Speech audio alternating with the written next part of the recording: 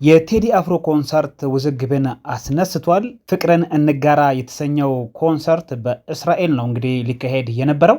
በሚያዝያ 30 እንደ ፈረንጆቹ አቆጣጠር የሚደረገው ኮንሰርት በትልቁ ማለት ይቻላል ከፍተኛ የሆነ ተቃውሞን እያሰማ ይገኛል። ይህም እንግዲህ ብዙ አድማጭ ተመልካቾች እንደዚሁም ደጋፊዎቹ ለሁለት ተከፍለው እየተከራከሩ ይገኛሉ።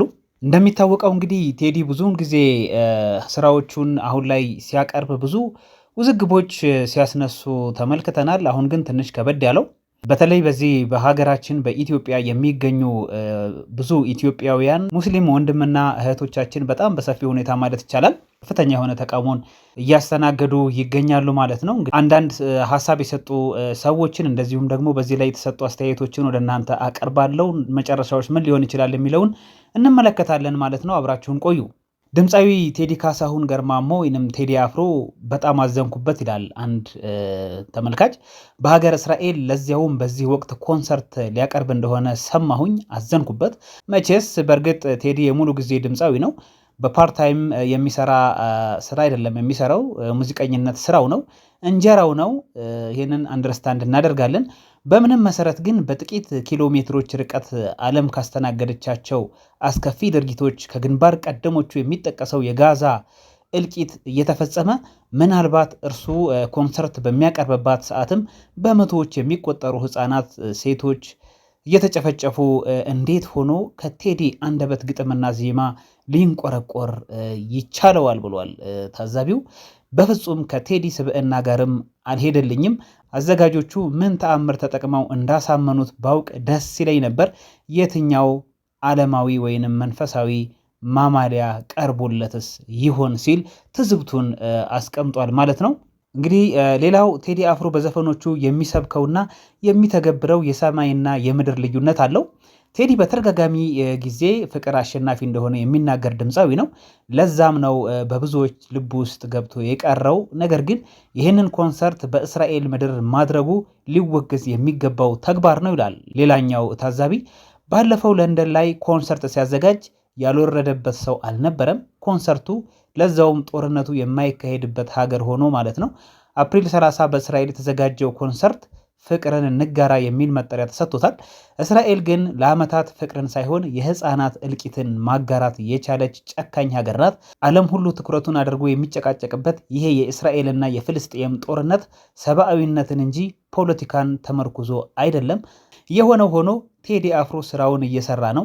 እሱ ድምፃዊ ነው። ስለዚህ ስራውን ሰርቶ ብቻ ነው የሚመለሰው ካላችሁ፣ አዎ እኛም እያልን ያለነው በፍቅር ስም አይደልለን፣ ፍቅር ያሸንፋል እያለ የሚደሰኩረውን ዲስኩር ያቁም ነው።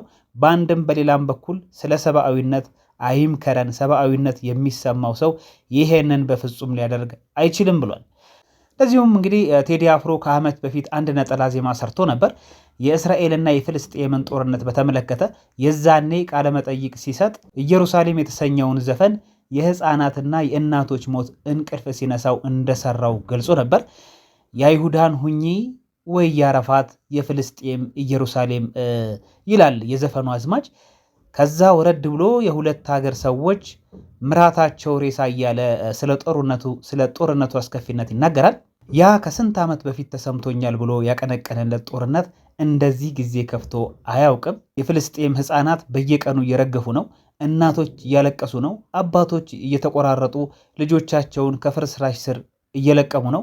በዚህ የተነሳ ብዙ ሰብአዊነት የሚሰማው የውጭ ድምፃውያን እንኳን እዚህ የግፍ ቦታ ላይ ተገኝተው ኮንሰርት ሊያዘጋጁ እስራኤል እየሰራች ያለችውን ግፍ በግልጽ እየተቃወሙና ለፍልስጤሞች በቻሉት ሁሉ ለማገዝ እየሞከሩ ነው።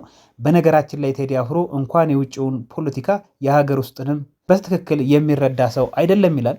ሁሌም ከሚለው በተቃራኒው የሚኖር ስለ አንድነት እየሰበከ መከፋፈልን የሚያሰፋ ስለ ፍቅር እየዘፈነ በጥላቻ የሰከረ በህፃናት ደም ላይ ተረማምዶ ገንዘብ ከማግኘት የማይመለስ ስለ ሰላም እየተናገረ በጦርነት ምክንያት በሚያነቡ ህፃናት ደምና እንባ ዳቦውን አብኩቶ ከመመገብ ወደኋላ የማይል ሰው ቢኖር የኛው ቴዲ አፍሮ ነው ይላል። ከኢትዮጵያን ቤተሰቦች የተገኘው ዓለም አቀፋዊው ድምፃዊ ዘ ዊከንድ ከጥቂት ወራት በፊት በእስራኤል ወረራ በቦምብ ፍርስርሷ በወጣው ጋዛ እየተሰቃዩ ላሉ ከ173,000 በላይ ፍልስጤማውያንን ለ2 ሳምንታት ሊመግብ የሚችል የአስቸኳይ ጊዜ ምግቦችንና ከ157,000 በላይ ፍልስጤማውያንን ለአንድ ወር የሚመገቡትን ዳቦ መግዛት የሚያስችል $4.5 ሚሊዮን በWFP በኩል በመስጠት ለፍልስጤማውያን ሰብአዊነቱን አሳይቶ ነበር። እዚህ ላይ ስለ እምነት ካነሳን አቤል ከኢትዮጵያውያን ወላጆቹ የወረሰውን የክርስትና እምነት ተከታይ ነው።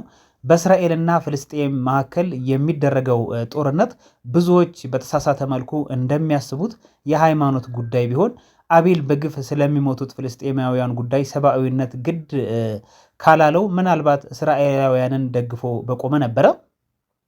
ጉዳዩ ግን ይህ አይደለም። ጉዳዩ የሰብአዊነት ጉዳይ ነው። ያለ ወንጀላቸው እየሞቱ ያሉ ፍልስጤማውያን ህፃናት የማዘን ጉዳይ ነው። ለዛም ነው ዘ ዊኬንድ ሰብአዊነት ግድ ብሎት ያደረገውን ሁሉ የሚያደርገው። በነገራችን ላይ ዘ ዊኬንድ በመንግስትና በትግራይ ክልል መካከል በነበረው ጦርነት ለተጎዱ የትግራይ ክልል ህፃናት $1 ሚሊዮን ሰጥቶ ነበር። ሌሎችም ዓለም አቀፍ ታዋቂ ሰዎች እነ ላውረን ሂል፣ ጄኒፈር ሎፔዝ፣ አንጀሊና ጆሊ፣ ጂጂ ሃዲድ፣ ኤማ ዋትሰን እና የመሳሰሉት ዝነኞች በግፍ እየሞቱ ያሉት የፍልስጤም ህፃናት ጉዳይ አሳስቧቸው ዘፋኞቹ ኮንሰርት ሰርዘዋል። ሌሎቹ ደግሞ በአደባባይ ይህንን ግፍ በማውገዝ ከፍልስጤም ህዝብ ጎን ቆመዋል። አርቲስት ቴዲ አፍሮ በግሌ የምወደው የማደንቀው ድምፃዊ ነው። ሆኖም ከሰዓታት በፊት በእስራኤል ኮንሰርት ሊያቀርብ እንደሆነ ፖስት ባደረገው ነገር ግን አዝኛለሁ ይላል። አብዛኞቻችን የምንወደው የምናደንቀው ድምፃዊ ቴዲ አፍሮ ከጥቂት ወራት በፊት በለንደን ተመሳሳይ ዝግጅት ሲያቀርብ በሀገር ውስጥ ያለው የእርስ በርስ ጦርነት ሳይበርድ የሙዚቃ ዝግጅት ለማቅረብ መሞከሩ በብዙዎች ሲተች ነበር። ቴዲ ይህንን ዝግጅት ካቀረበ ከወራት በኋላ ደግሞ ሰሞኑን በእስራኤል ሊያደርግ ያሰበው የሙዚቃ ዝግጅት ስለ ሰው ልጅ ግድ በሚላቸው ሰዎች ቅሬታን አስነስቶበታል።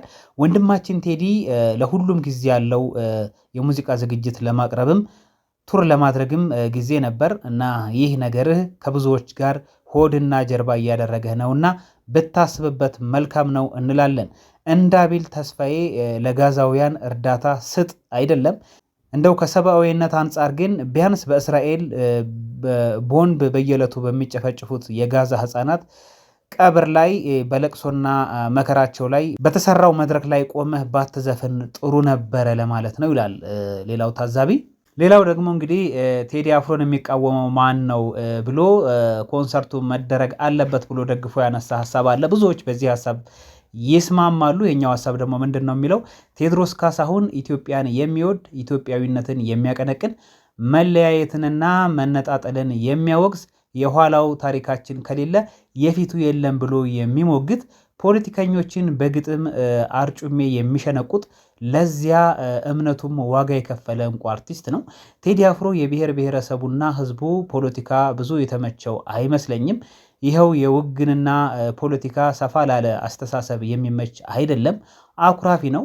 በውሃ ቀጠነ እኔን ዘነጋኸኝ ብሎ ይነጫነጫል፣ ይቦጭቃል፣ ያስቦጭቃል፣ ያቦጫጭቃል። የሚረካ ስሜት የለውም። የውግንና ፖለቲካውንና ደቀ መዛሙርቱን ማስደሰት ከባድ ነው።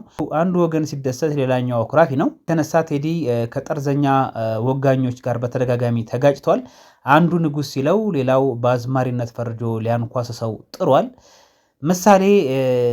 ለምሳሌ ያህል ኦሮሚያ ምኒልክን አወደሰ በሚል በጀዋር የተመራ ዘመቻ አስተናግዷል።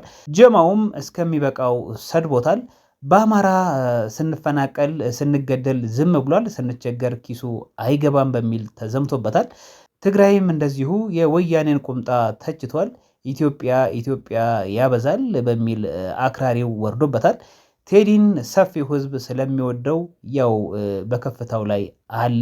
አሁን ደግሞ የመካከለኛው ምስራቅ ፖለቲካ ይመለከታል እየተባለ ነው።